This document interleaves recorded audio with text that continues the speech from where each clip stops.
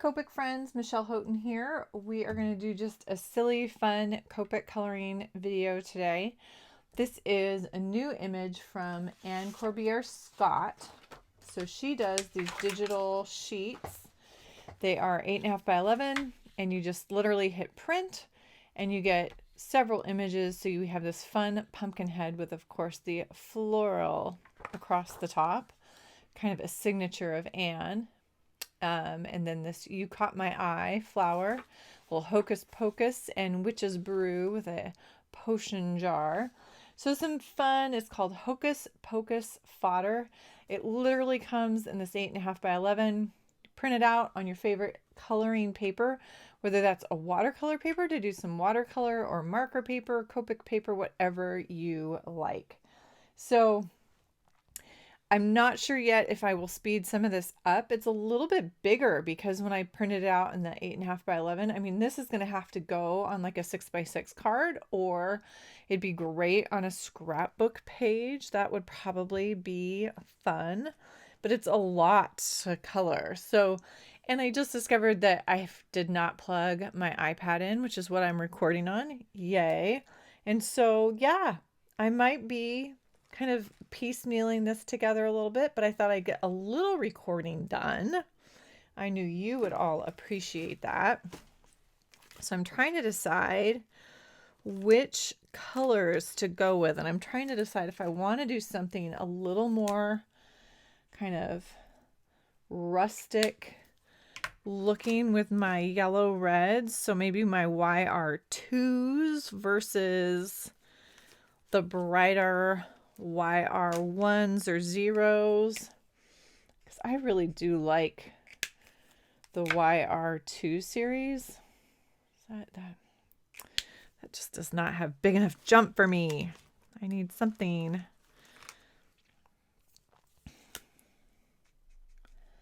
I like this, but it definitely isn't real orangey. It's more of a burnt orange, which I don't mind. And I think maybe for this, for that real fall feel, might be kind of cool. And then, oh, and I have a challenge. Which number was it? I think it's YR82. Ah, yes, Mallow Peach. I'm going to tuck this off the side. Yeah, I'm not thinking.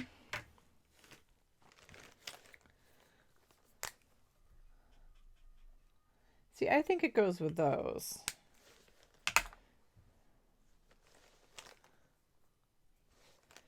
But it's almost identical to that, right?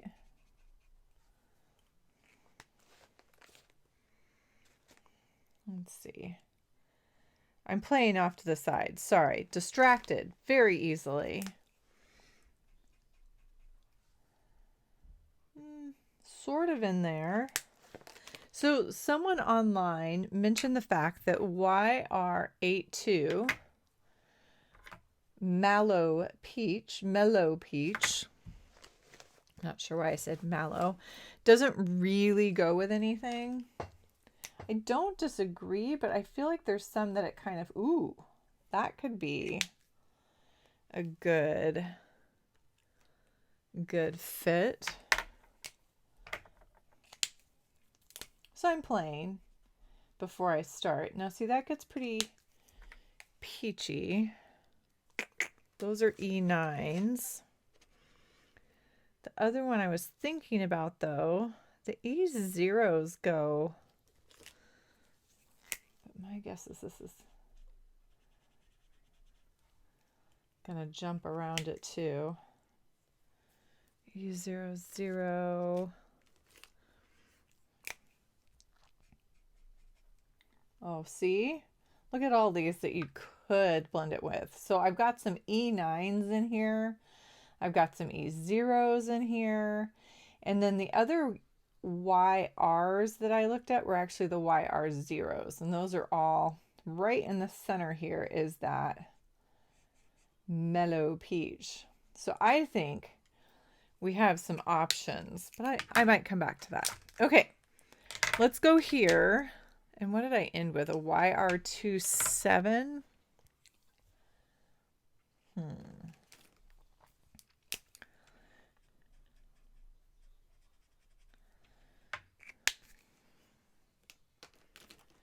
Feel like I'm a little concerned going like to YR18, although I feel like that goes to, it gets more saturated. We'll think on that. So in my head, the other thing I'm thinking of is if this is too saturated, I could either go kind of with an earth tone if I want to stay within that same range, but I could also go complementary color, which orange sits across from blue. So I could do something like a B. Ooh, I wonder. This is kind of an odd one.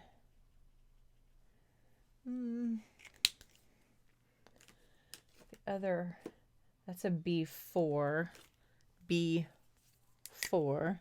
This is a B6. I bet that might work. What if we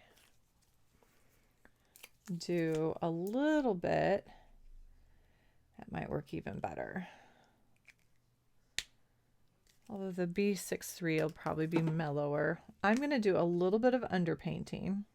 So this is a B63. We'll see if this works. Light hydrangea. I'm going against my rules. I'm not testing. But I'm going to underpaint it, meaning I'm putting it down first. And where I'm putting this is some of the areas that would be the darkest on our little pumpkin face here. So in those creases, so I want this one to stand up and it pulls back and around. And again, this pops out and then tucks back in. So I am putting that shadow to show that that is popping forward of this. It's like a pleats or folds in a dress, the way Anne's drawn this particular one. And I'll have to do a little bit of creative thinking on all the little pieces here, but this will get me kind of just some more depth to this image. Get it a little more three-dimensional versus flat. It's not going to be totally accurate. I don't have a pumpkin sitting in front of me, but I'm just trying to give it some of that form and shape, that roundness. So then my next one is YR27, which is a Tuscan orange. So this is going to start in those areas and go a little past that. And I think this is going to do exactly what I'd like it to do. Yeah, definitely come around that bottom edge with this as well. So I'm still fighting my lighting in this space a little bit. So hopefully you guys are seeing, I'll lighten it up when I edit just a little bit, because I know it'll be a little shadowy. But hopefully we can get it pretty close to accurate color for you. Remember to turn your image often. Get your hand going the direction it wants to go. I've been really lucky this year. I've gotten to sub for the art teacher a couple times, and so I've taken all of my classroom Copic sets in and shared them with the high schoolers and given them some lessons on Copic markers. And that has been crazy fun. I haven't done that in forever. It's always fun teaching a live class, getting those good questions, having those listeners. And these students were awfully good about being listening and asking really smart questions. Some were really interested in the Copic markers, and some have them, some would love to have them, but no, they can't get them right now. Too expensive. That is a hard piece of Copic, isn't it? As adults, we get it. That's the biggest barrier for a lot of people. All right, so I am going to put a little bit coming from this bottom edge as well, because we know it tucks under, it's round, and it's going to be brighter because it's not, does not have that under painted blue on there.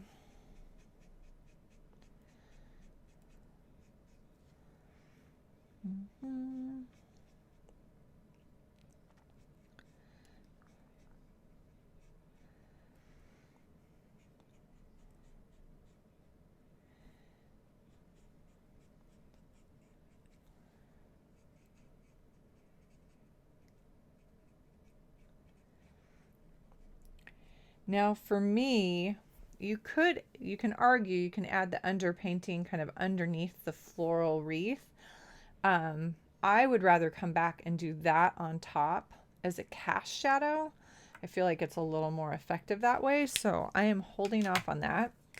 I'm going to shift to my YR24, which is Pale Sepia.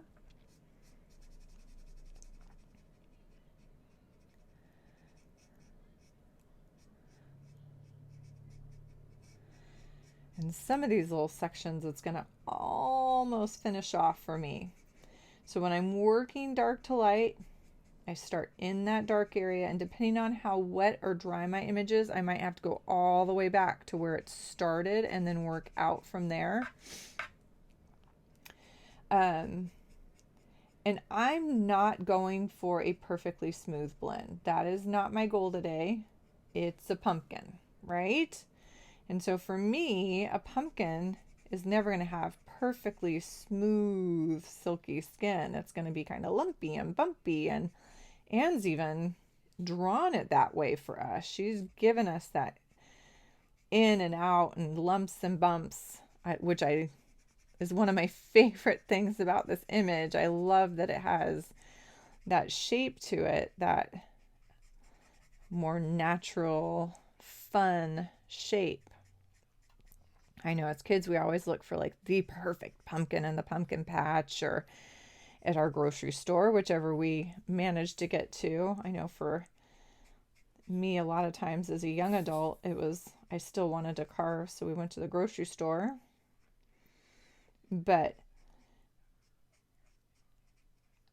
as an adult, I actually prefer the ones that are kind of unique and have some of those fun little ins and outs and oddities to them. So that's one of the things I really like about this image. Now I'm working around this little kind of stitched mouth. I'm not totally sure how I'm going to treat that yet. If it's more of like a surface thing like the flowers, or if it's going to be something that is more of a cutout. I'm thinking to treat it more like a surface piece, just because the eyes and nose are obviously cut out. And I appreciate it's not meant to be realistic, but I'm trying to pick up off of the cues that Anne has given us and use some of that in my coloring. So I think I will probably make that more of an attached piece when I get to that coloring.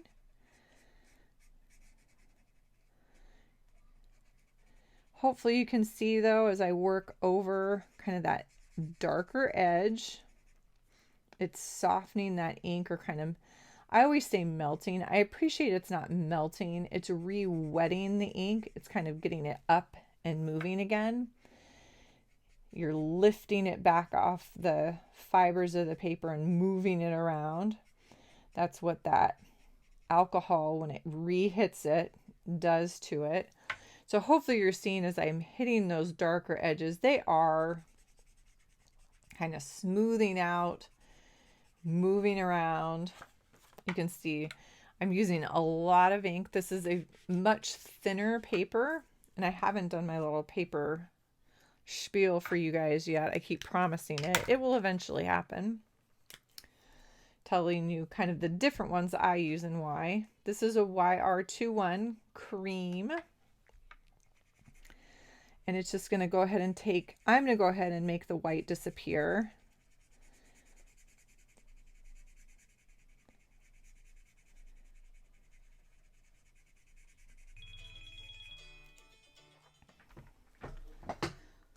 Continuing onward.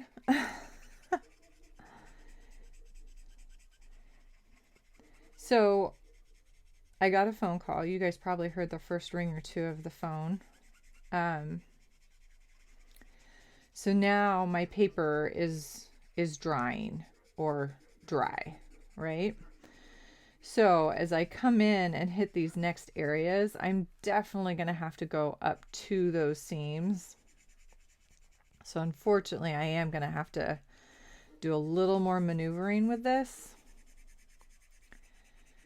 And it looks like and feels like this marker is just about needing a refill, which of course for then this huge area is not gonna be great, but we're gonna make it work instead of stopping again. We'll see if we can at least. We might have to. I might have to. Not you, me.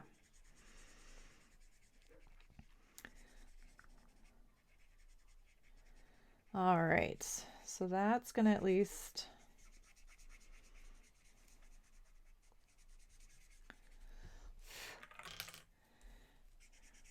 get that one. Let's tuck in. And it's interesting, a lot of these you'll see those watermarks on certain papers after the ink dries. So sometimes you don't see it right away where the ink settles and you end up with those kind of stop-start points. Sometimes you won't see that until after the ink dries. So I would encourage you, go ahead and go on in, get it wet. So you don't have, that's a more frustrating issue, because once that watermark is there where you can see where the wet hit the dry and settled and just stopped, once that's there, once you have one of those little hard lines there, it's almost impossible to correct. Almost impossible. You almost have to go over it with like darker colors and just start over. At that point, it's probably better to trash and start fresh. Just start fresh. Okay, so I think this is a good place to pause though. And I might come back. I'm trying to think. No, I probably need to keep going. I'm trying to think of how best to do this for you guys. If I need to break it or if we can kind of keep.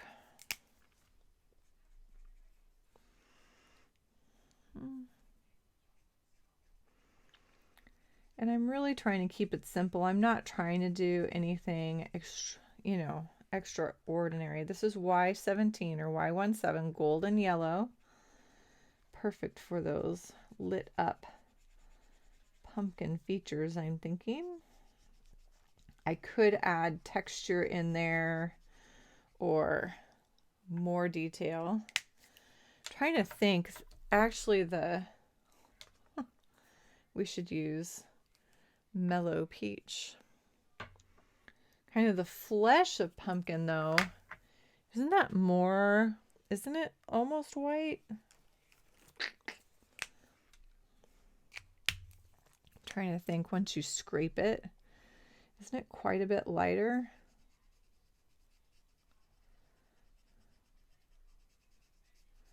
We'll do this. This is YR00 powder pink.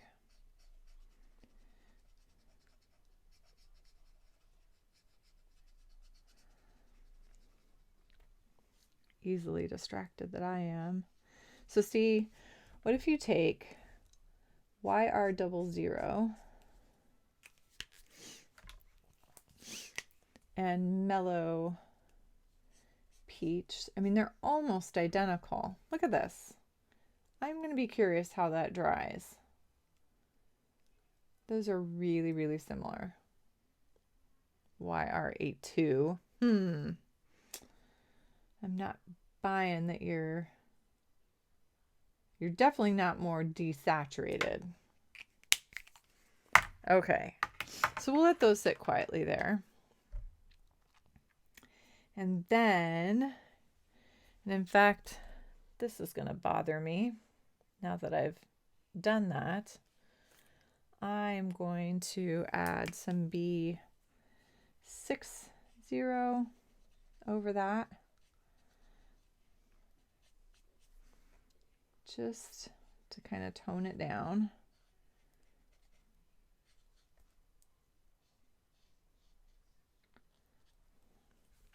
All right, and then we need to think about the little mouth, the stitching.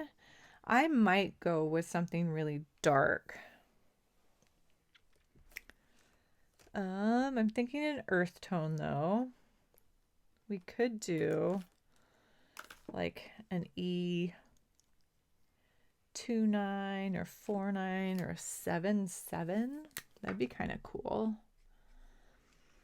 It's a little bit cooler earth tone. The E7s have that mauve kind of purpley undertone to them.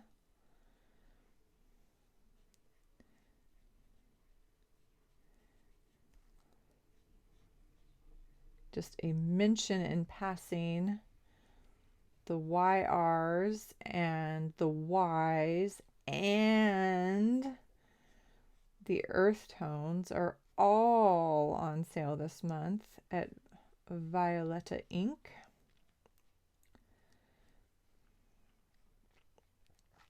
Those are all discounted with her coupon code. So it's worth, if you need refills or wanted to add 1 or 2 markers, that would be, this is a good month to do that with those. I should have tested that color first. That's bothering me now. Michelle, you know better. You know better than just to stick it on there. You test it first.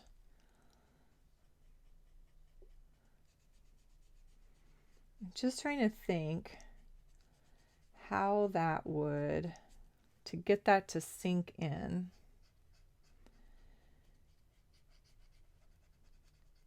And maybe I need to think about this differently, because when you look at a pumpkin that's lit up, that kind of pops out at you. Anyways, I'm going to sit with that for a moment, and I need to think about, though, what I'm doing up here. I kind of think it'd be fun to do something really rusty. So what if we used the E04070809 and kind of made it a really fall. Let's see what we've got.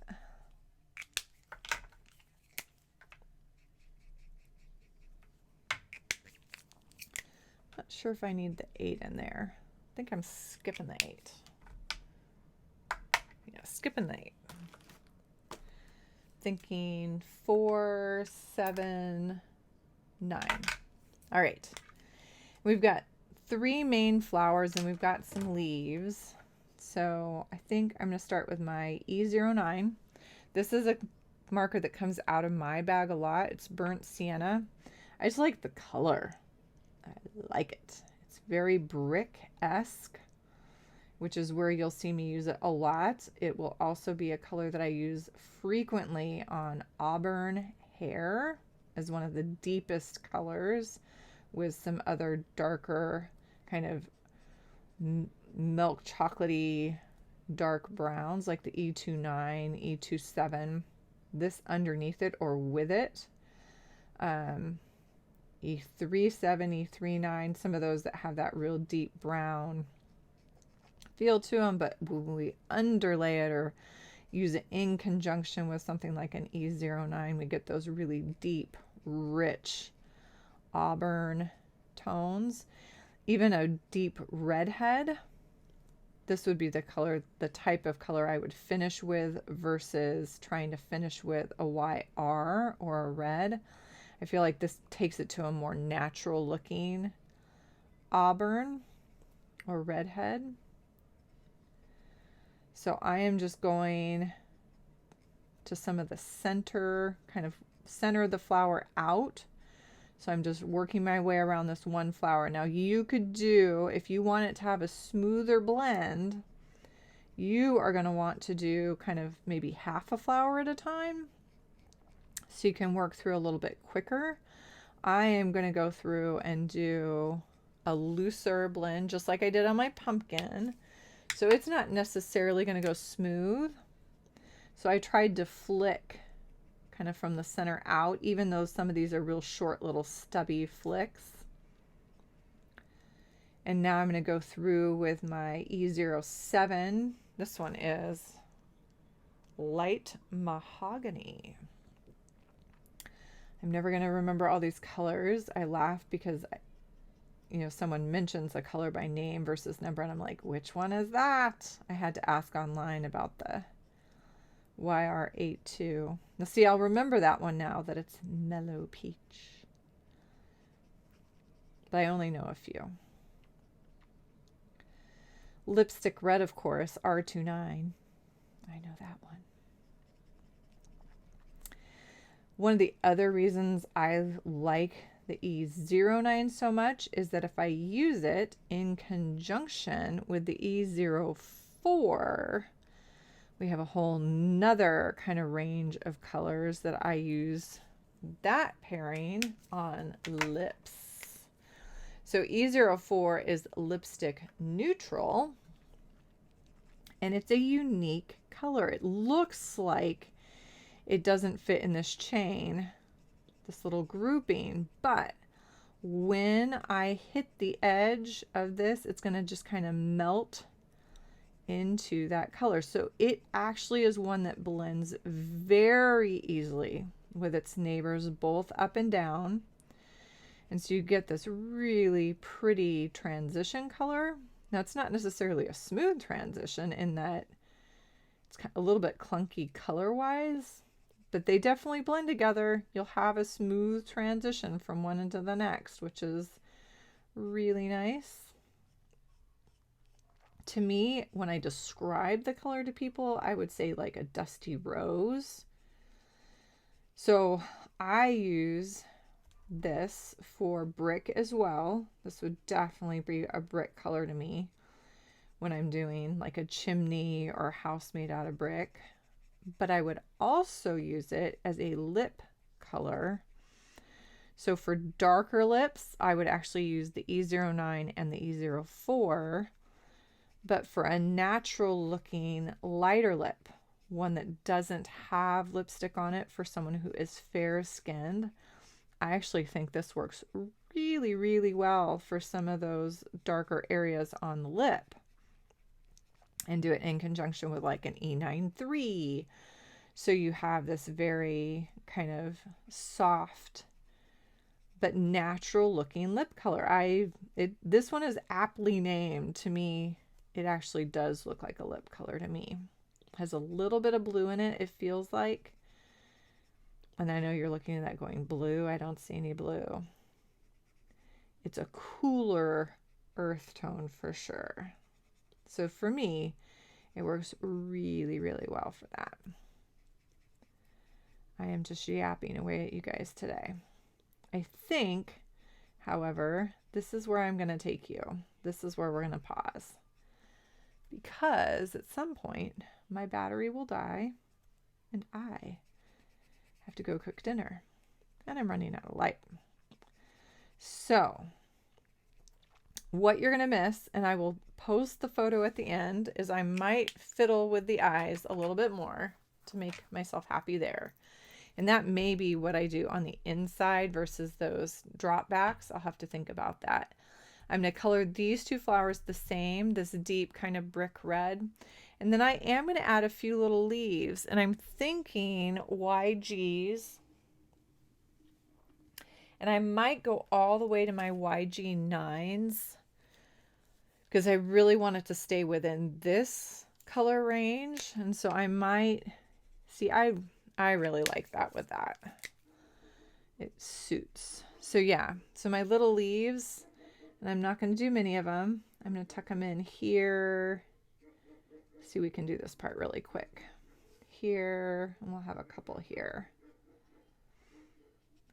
Wondering if you can hear the dogs across the street. I apologize if you can. Let's say that those are leaves. We'll just do that real quick touch. So that was E99 and E95. I'll tell you the name here on both of them in just a second. For those 4 little spots, I will finish the other 2 flowers and include a photo of our finished pumpkin head. But I'm going to do something here too. All right, YG99 is marine green? No. Oh, shoot. I cannot see that. They need to make those bigger. I can't read it. Starts with an M. And then pale olive is YG95. No, marine. Marine green. Sorry. I know you guys are like clenching your jaws when I struggle like that. And then pale olive are the 2 greens I'm working with. And I don't need to include that, but I've had a few people ask, and so that's why I try to throw that out there. Okay. I will put a finished product at the end of the video. You guys have a fabulous day, evening, weekend, wherever you are at. Anne Corbier Scott, she has these little digitals. They're super fun. Head over to her AnneCorbierScott.com, designs.com. I'll put the link in the comments and it'll be above the screen here. And then check in over at my blog, over on the Facebook page, Instagram to see all the stuff going on with me. You guys have a most happy, colorful day.